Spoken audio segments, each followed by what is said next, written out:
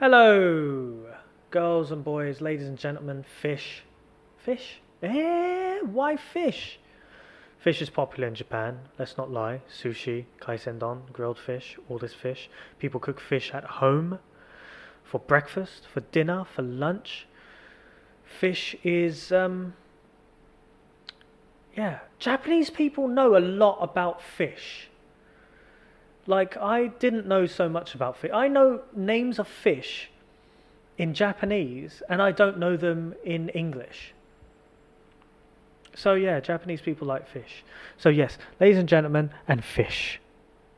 And cats and dogs.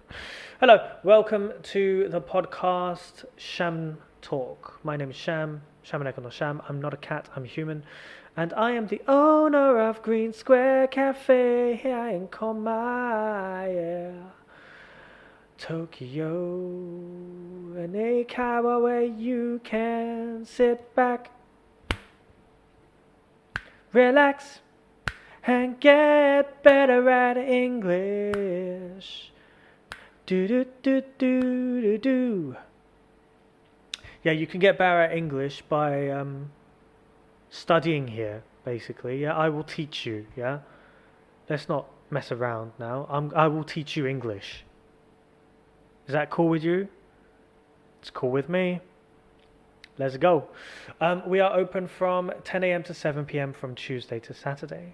Sundays we are open until 1 p.m. and Mondays we are closed because I have secret missions which I have to do. I go on secret missions to different places. I am secretly James Bond.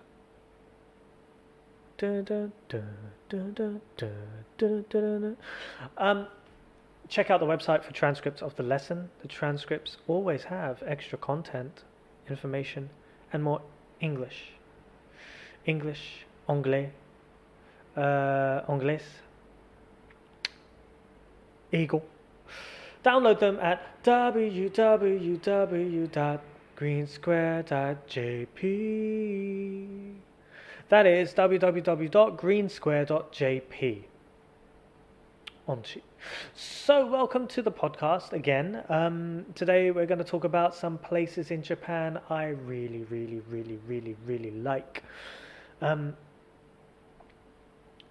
So I think the most popular place for people to go in Japan is Kyoto, right? Kyoto is very popular for Japanese people and for international people, and there's a reason. I mean, it's beautiful, and there are a lot of regulations in regard to companies who want to build things in Kyoto.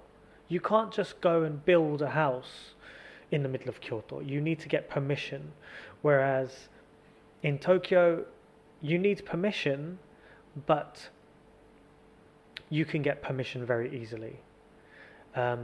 Tokyo doesn't really think about or consider the architecture in Japan or how about urban development.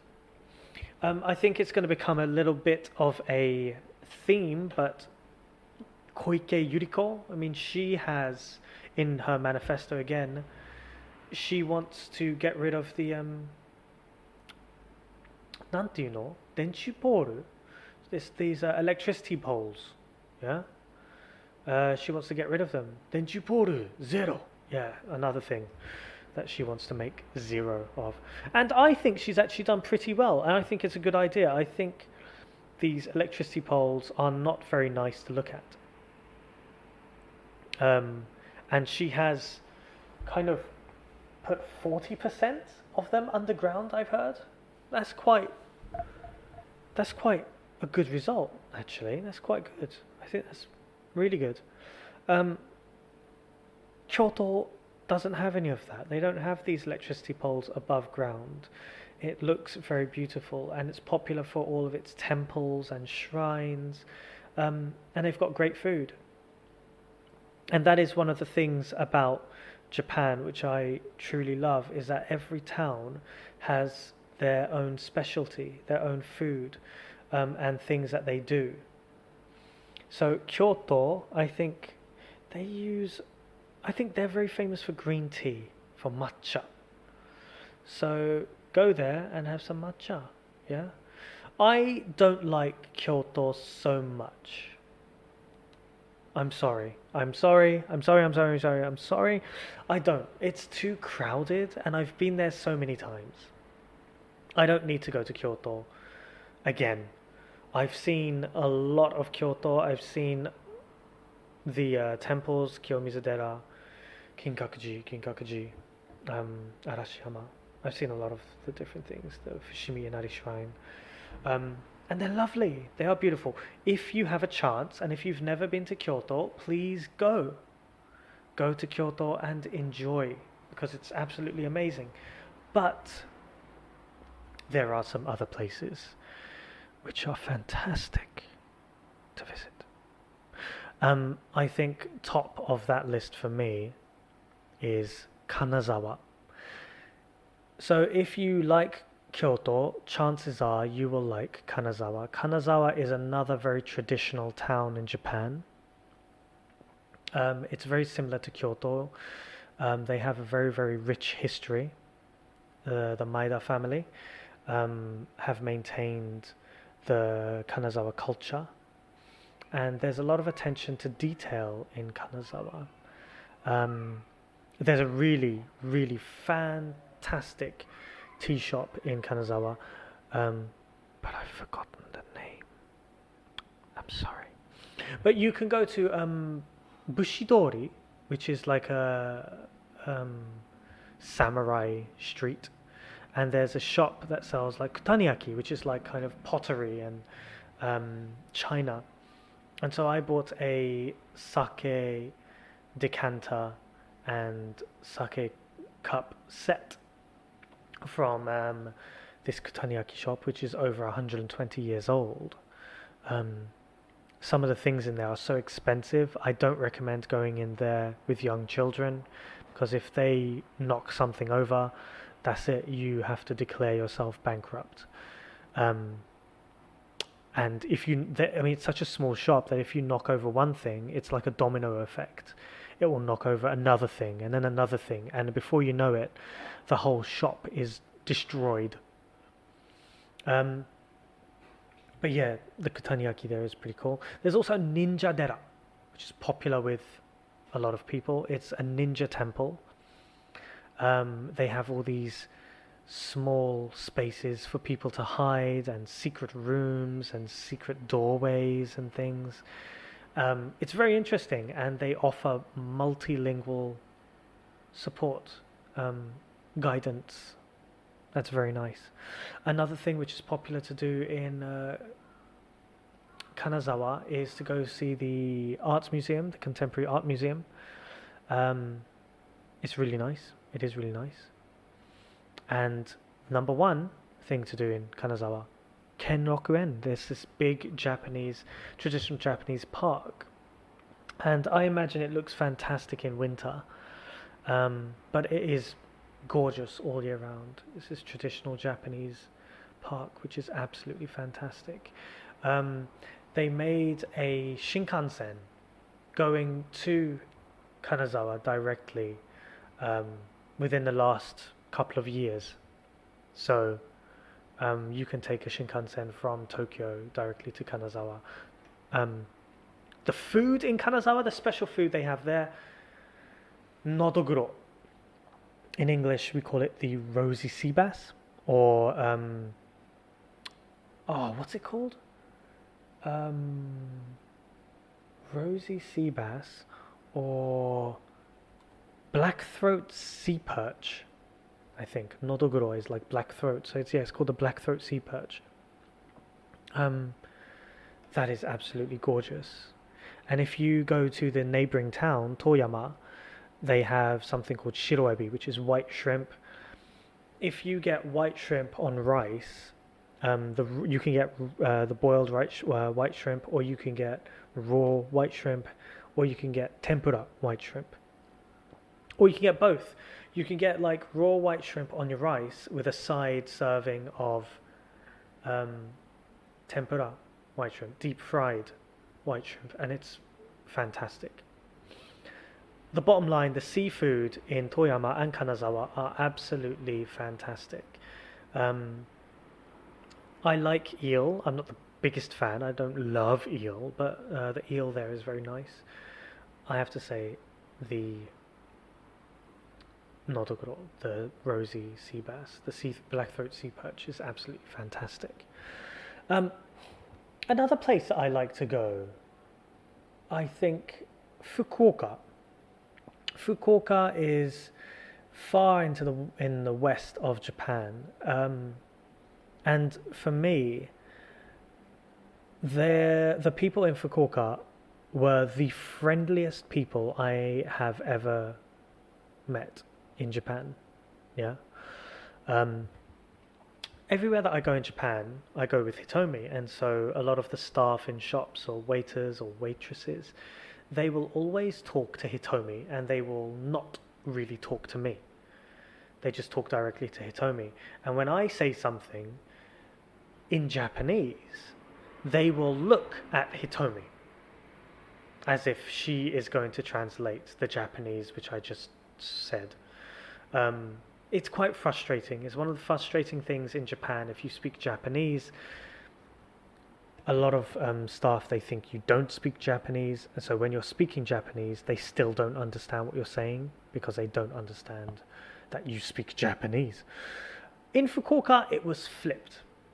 Everyone in these restaurants and in these shops, they spoke to me first, and they didn't speak to Hitomi. That was quite surprising, and that was really, really nice. Absolutely fantastic. It was really, really nice. So I think they are the friendliest people. One other reason I think they're friendly is because ordinarily Japanese people are quite reserved. They are quite conservative in general. Of course, this is a generalization, and it's not true for everyone. But in general, Japanese people are quite conservative. They're reserved. They don't usually like to have their pictures taken by strangers. Well, no one really does.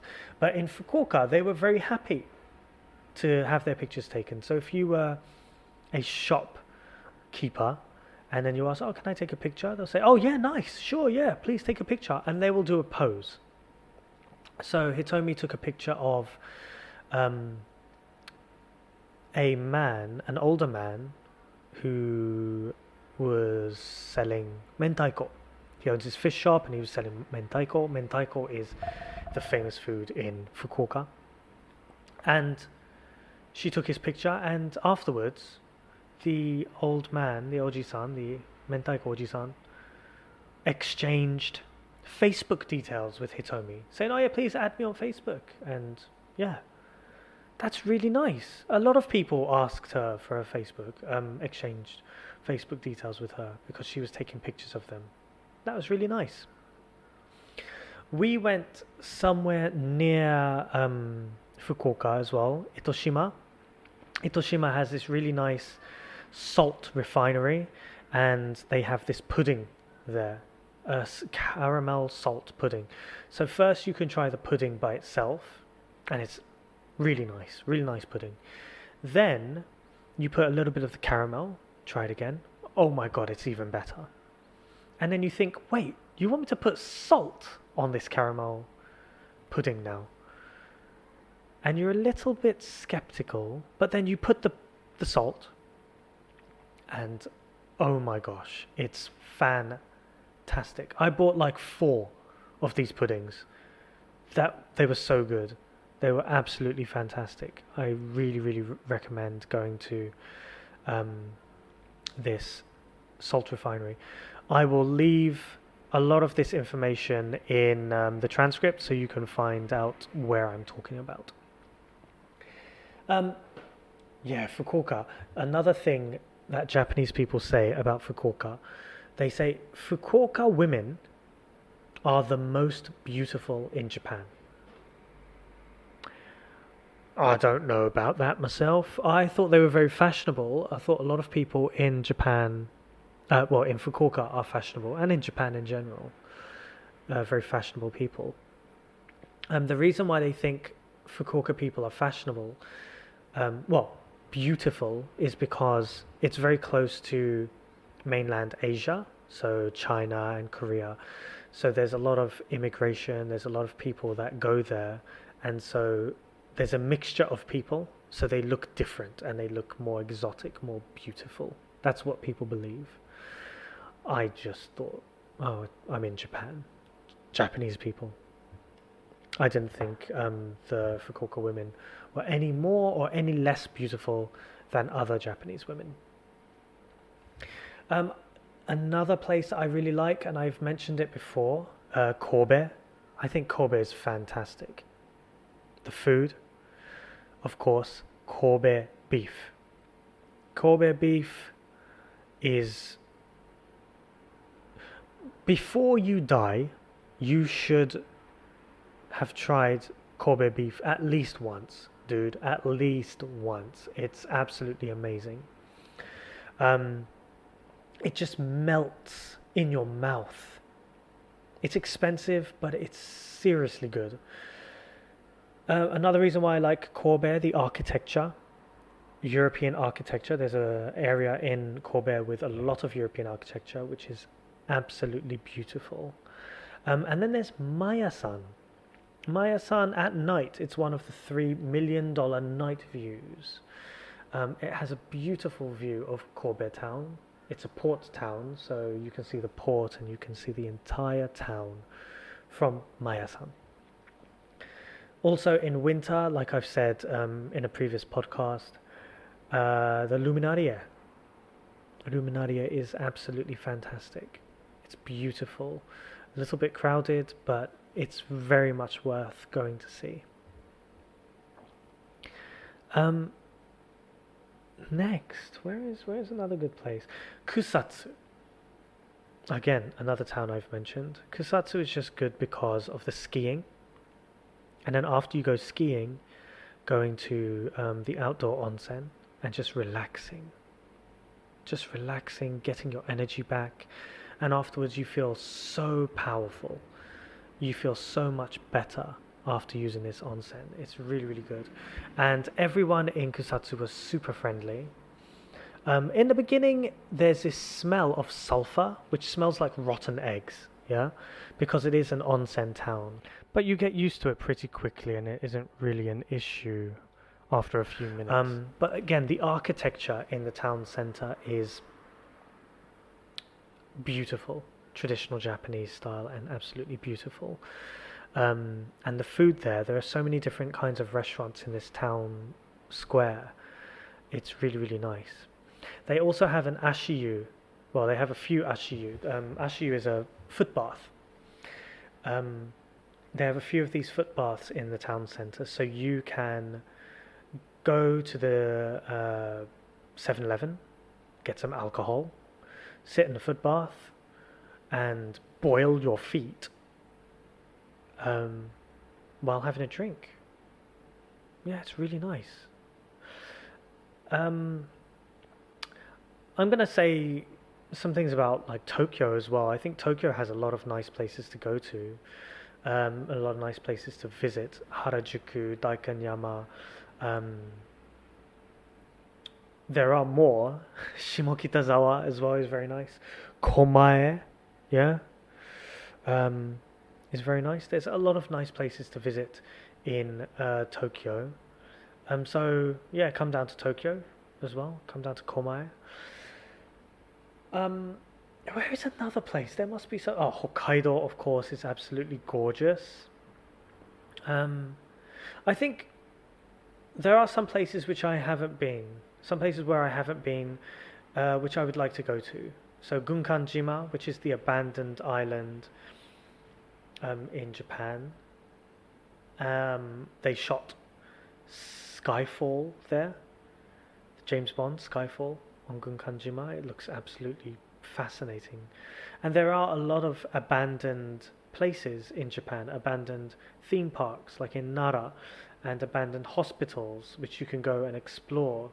I don't think you're allowed to, but no one is there to guard them, and they look really, really interesting. And there are a lot of places to go for nature, yeah. So I think Hakone is a favorite of a lot of people. I like Tokamachi as well, and Nagano, so Yudanaka and Jikokudani, as I mentioned in the previous podcast. Absolutely great places to go. And especially in summer, Nagano is very nice because it's much cooler. So, yeah, there are some places for you to visit if you come to Japan, or if you are Japanese and you haven't done much traveling. I recommend these places: Fukuoka, Kobe, of course, yeah, Kyoto and Osaka. Hida Takeyama, Hida Gyu, like Hida beef is absolutely fantastic. Yeah, go and visit these places, man. These places are all amazing. Japan is a fantastic country, and I think all countries are fantastic. They have a lot of things to offer.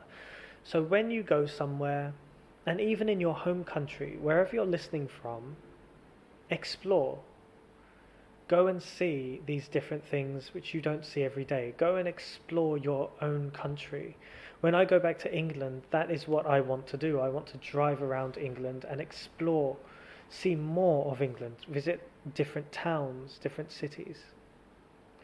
Because you'll be surprised. I mean, it will surprise you how beautiful your country is. Yeah? All right, that's our podcast for today, guys. Yeah! Why don't you tell me? Where are your favorite places in your country? Where are your favorite places in Japan, and why? What do you like to do in these places? What do you like to do in each of these places? Maybe go to Atami and go to the beach. Maybe Kamakura and do some surfing. Maybe Yokohama and go to Akarenga, the red brick warehouse. Do some shopping. Maybe go to Shibuya and do some shopping or some drinking. Maybe Daikanyama and buy some expensive things. Get some good food. Yeah, tell me, what do you like to do? As always, the transcripts are going to be online. www.greensquare.jp/podcasts. www.greensquare.jp/podcasts.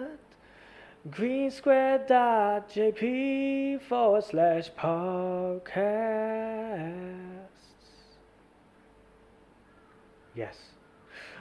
I hope you enjoyed it, and I hope you get to go traveling soon once this coronavirus situation has finished.